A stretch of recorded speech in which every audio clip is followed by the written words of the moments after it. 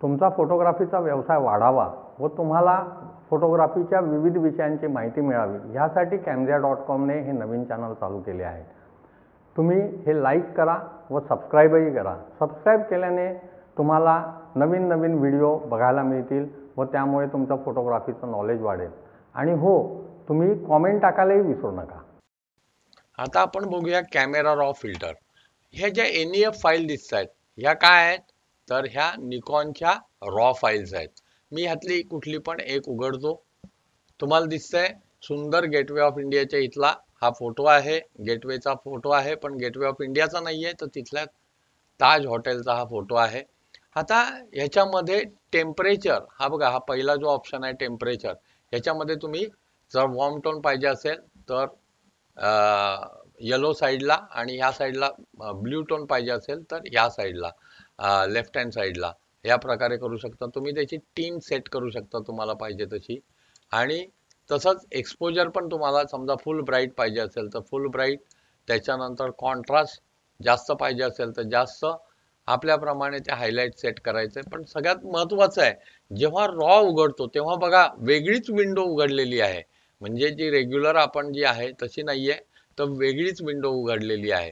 आणि त्याच्यामध्ये भरपूर कंट्रोल्स आहेत। म्हणजे रॉ म्हणजे काय तर एक मातीला आपण जसा आकार देऊ शकतो तसा आपल्या इमेजला आपण पाहिजे त्या पद्धतीने ट्विक करू शकतो। ह्याच्यामध्ये इथे आपण क्लिअरिटी वाढवू शकतो। त्याच्यानंतर व्हायब्रन्स हा सगळ्यात सुंदर प्रकार आहे, ज्याने आपण एखाद्या इमेजचा व्हायब्रन्स वाढवू शकतो। सॅच्युरेशन आणि व्हायब्रन्स मध्ये भरपूर डिफरन्स आहे। सॅच्युरेशन म्हणजे एंटायर कलर कास्ट त्याची वाढते, तर व्हायब्रन्सने आपले कलर्स जास्त उठून येतात। आजकाल तुम्ही जर बघितलं तर फेसबुकला, इन्स्टाला तुम्हाला ह्या चांगल्या व्हायब्रंट कलर असलेल्या म्हणजे व्हायब्रंट जास्त असलेल्या इमेजेस बघायला मिळतील।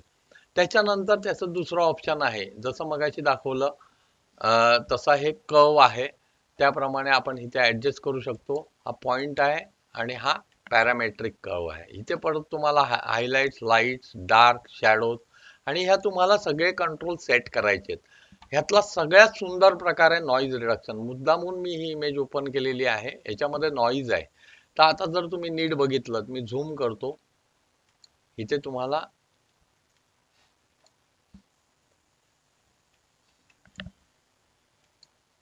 इथे भरपूर नॉईज दिसतोय, बरोबर आहे। तर तो नॉईज या नॉईज रिडक्शन टूलने आपण कमी करू शकतो। हे बघा नॉईज डिटेल्स आहेत, तुम्ही ह्या हलवल्यानंतर तुम्हाला इथे दिसेल नॉईजची हे कमी किंवा जास्त भरपूर चांगल्या प्रकारे होताना दिसतील। ते किती ठेवायचं हे तुम्हाला प्रॅक्टिसने कळणार।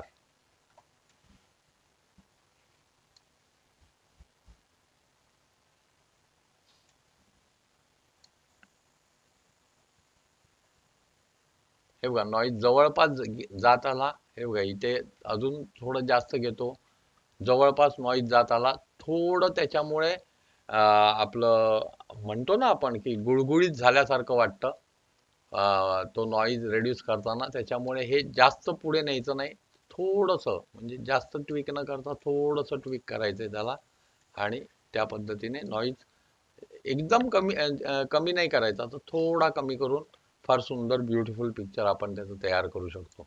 इथे आहे तुम्हाला एखादा कलर जर हे करायचं असेल, म्हणजे समजा आता ह्याच्यामध्ये मला येलोच वाढवायचा आहे तर किंवा ब्ल्यूच वाढवायचा, तर मी हा बघा ब्ल्यू वेगळ्या ह्या सिंग्युलर ब्ल्यूने वाढवू शकतो। समजा मला सॅन वाढवायचा आहे किंवा ॲक्वास वाढवायचा आहे, तर मी ह्याने ॲक्वास हा कलर, ॲक्वास म्हणजे पाण्याचा कलर, ॲक्वा म्हणजे पाण्याचा कलर वाढवू शकतो। तुम्हाला पाहिजे त्या पद्धतीने ह्याच्यामध्ये हे करू शकता। इथे तुम्हाला ह्यू, सॅच्युरेशन आणि ल्युमिनन्सला बघा किती कंट्रोल आहेत।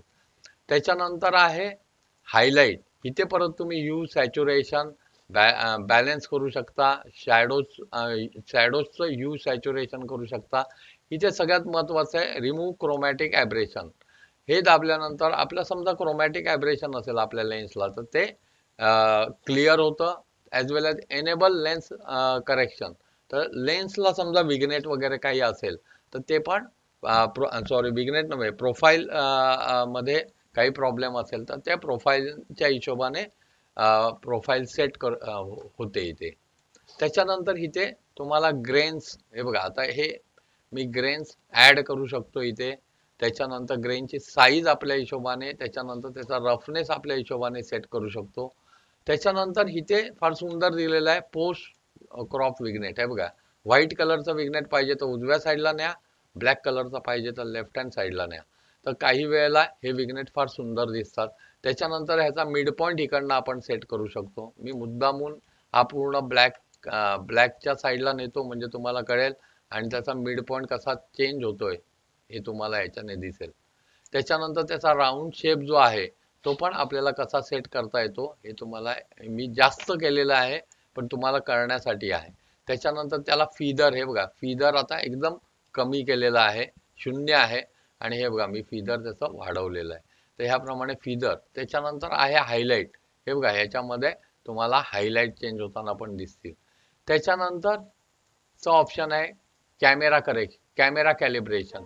तर कॅमेरा कॅलिब्रेशन मध्ये आपण परत इथे shadow matrix, camera profile matrix मोडला आहे, त्याच्यामुळे त्याच्या शॅडोज रेड, ग्रीन आणि ब्ल्यू प्रायमरी आपण इथे सेट करू शकतो. त्याच्यानंतर इथे प्रीसेट्स आहेत, हे आपण प्रीसेट घेऊ शकतो. त्याच्यानंतर स्नॅपशॉट्स आहे जे आपले लाईटरूम मध्ये पण आहे, त्याचाही वापर करू शकतो. मी हे करेक्शन करून आता ही ओपन इमेज केलेली आहे. ह्याचा सगळ्यात फायदा असा आहे की ही नॉन डिस्ट्रक्टिव्ह असल्यामुळे, म्हणजे जी रॉ इमेज आहे त्याच्यावरती काहीच होत नाहीये. बघा ती केवढी सुंदर झालेली आहे. तर अशा पद्धतीने तुम्ही त्याचं करेक्शन करून फार सुंदर पद्धतीने आपल्या इमेजेस प्रेझेंट करू शकता. फोटोग्राफीच्या प्रत्येक विषयाची सखोल माहिती पाहिजे असेल तर तुम्ही camzia.com ला भेट द्या आणि आपल्या मातृभाषेमध्ये कधीही कुठेही व्हिडिओ बघून फोटोग्राफीमध्ये यश मिळवा. चॅनल सबस्क्राईब करा आणि तुम्हाला अजून कुठल्या विषयाबद्दल माहिती पाहिजे असेल तर कॉमेंटमध्ये नक्की लिहा.